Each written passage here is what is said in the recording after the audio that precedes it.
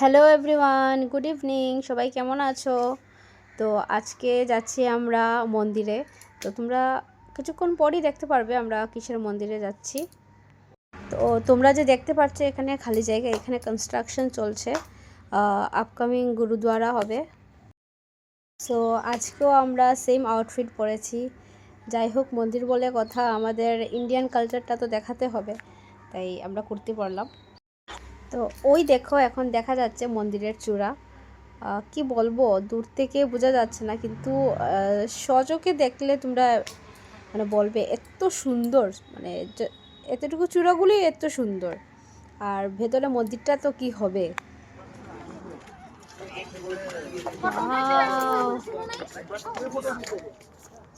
তো ফার্স্টে ভেবেছিলাম যে আমরা মানে ভেতরে মোবাইল অ্যালাউ নেই।